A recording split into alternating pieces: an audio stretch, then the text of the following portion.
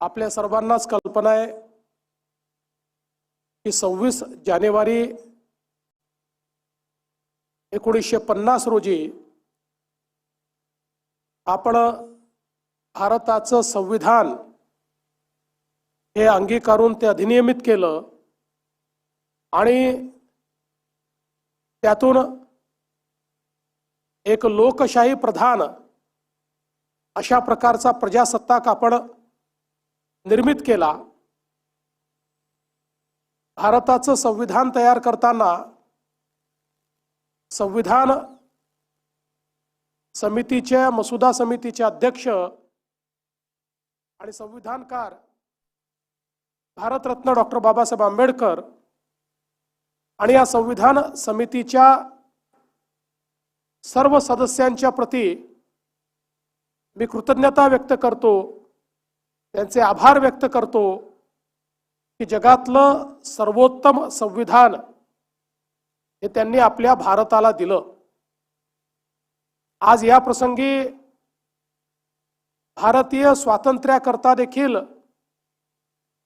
ज्या स्वातंत्र्य संग्राम सेनानींनी बलिदान दिलं, ज्यांनी हाल अपेष्टा सोसल्या, त्या सर्व स्वातंत्र्य संग्राम सेनानींची देखील आठवण काढत त्यांच्याही चरणी मी नतमस्तक होतो। आपल्या सर्वांनाच कल्पना आहे की आज आपला देश अतिशय वेगाने प्रगती करतोय। जगातल्या तिसऱ्या मोठ्या अर्थव्यवस्थेकडे आपली वाटचाल सुरू आहे। देशाचे माननीय प्रधानमंत्री महोदय यांच्या नेतृत्वात एक जगातील महत्त्वाचा देश, महत्त्वाची अर्थव्यवस्था म्हणून आज भारताकडे पाहिलं जातं आणि हे सगळं आपण या ठिकाणी करू शकलो याचं एकमेव कारण आपल्या भारताची लोकशाही आणि भारताचं संविधान आहे। आपल्या भारताचं संविधान तयार करताना भारतरत्न डॉक्टर बाबासाहेब आंबेडकरांनी प्राचीन भारतीय मूल्य याचा समावेश या संविधानात केला। लोकशाहीचं मूल्य हे खऱ्या अर्थानं प्राचीन भारतामध्ये आपल्याला कितीतरी आधी पाहायला मिळतं आणि अगदी वैशालीपासनं तर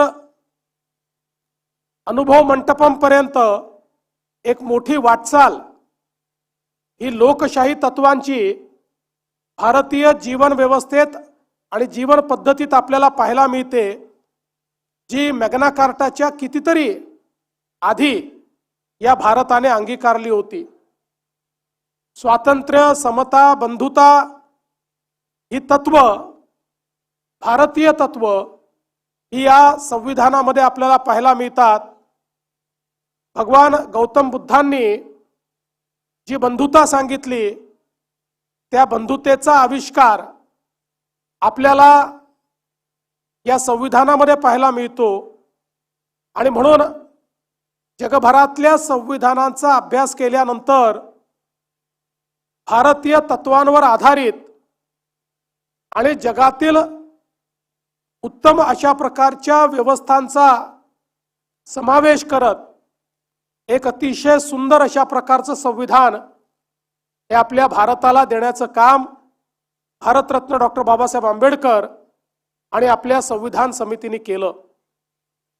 आज याच संविधानाच्या अंतर्गत काम करत असताना आपला महाराष्ट्र जी संतांची भूमी आहे, जी वीरांची भूमी आहे, छत्रपती शिवरायांनी ज्या भूमीला स्वाभिमान शिकवला, त्या भूमीमध्ये आज आपण पाहतोय की देशाच्या विकासाचं इंजिन म्हणून आपला महाराष्ट्र अतिशय चांगल्या पद्धतीनं काम करतोय।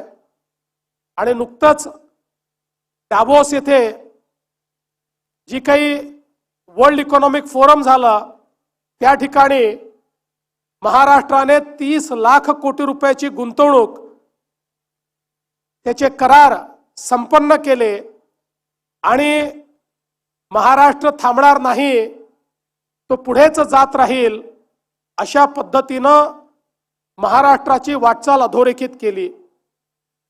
या गुंतवणुकीचा सगळ्यात महत्त्वाचा जर काही परिणाम असेल तर महाराष्ट्राच्या सर्व भागांमध्ये आज गुंतवणूक येते। विदर्भ असो, मराठवाडा असो, उत्तर महाराष्ट्र असो, पश्चिम महाराष्ट्र असो, मुंबईसह कोकण असो, सर्व भाग हे महाराष्ट्राच्या विकास गंगेचे भाग होत आहेत आणि मोठ्या प्रमाणात सर्व भागांमध्ये रोजगार निर्मितीचं काम हे सरकारच्या माध्यमातून सुरू आहे। महाराष्ट्रामधला आमचा शेतकरी सुखावला पाहिजे या दृष्टीने देखील महाराष्ट्र सरकारने सातत्याने भूमिका घेतली आणि ज्या ज्या वेळी शेतकरी अडचणीत आला त्या त्यावेळी शेतकऱ्यांना भरघोस मदत करण्याचं काम देखील महाराष्ट्र शासनाच्या वतीने झालं आणि आता पुढच्या टप्प्यामध्ये दुष्काळमुक्त महाराष्ट्राकडे वाटचाल करत नदी जोड प्रकल्पाच्या माध्यमातून महाराष्ट्राच्या कानाकोपऱ्यामध्ये पाणी पोचवून शेतकऱ्यांना सुजलाम सुफलाम करण्याचा प्रयत्न हा आपल्या शासनाच्या माध्यमातून केला जाणार आहे। पायाभूत सुविधांच्या बाबतीत महाराष्ट्र नवनवीन विक्रम करताना आपल्याला पाहायला मिळतोय।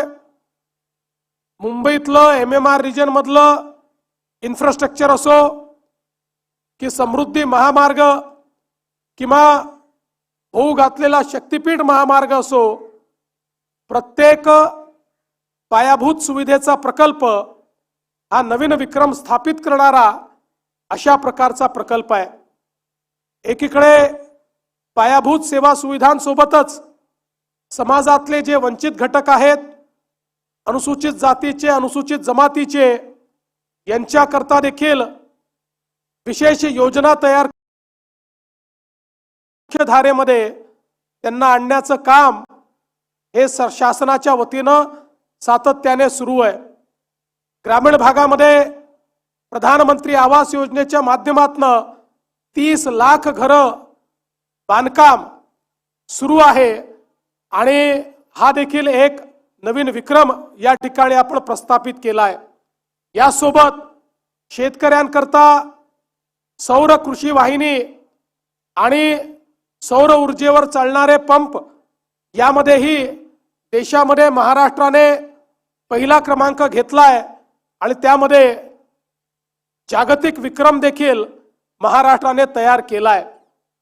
एकूणच लाडकी बहीण योजना असेल, शेतकऱ्यांकरता मोफत विजेची योजना असेल, विविध योजनांच्या माध्यमातून समाजातल्या प्रत्येक घटकाचा विकास करण्याचा प्रयत्न हा शासनाच्या माध्यमातून चाललाय आणि निश्चितपणे येत्या काळामध्ये महाराष्ट्र भारताच्या अर्थव्यवस्थेचा कणा म्हणून या ठिकाणी कार्य करेल हा विश्वास मी व्यक्त करतो। पुन्हा एकदा आजच्या प्रजासत्ताक दिनाच्या मी सर्वांना शुभेच्छा देतो। महाराष्ट्र थांबणार नाही, महाराष्ट्र गतिशील राहील आणि भारताच्या संविधानाने ज्या प्रकारची व्यवस्था आम्हाला दिलेली आहे त्यामुळे महाराष्ट्र प्रगतीकडे सातत्याने झेपावत राहील अशा प्रकारचा विश्वास व्यक्त करून मी माझे 2 शब्द संपवतो। जय हिंद, जय महाराष्ट्र।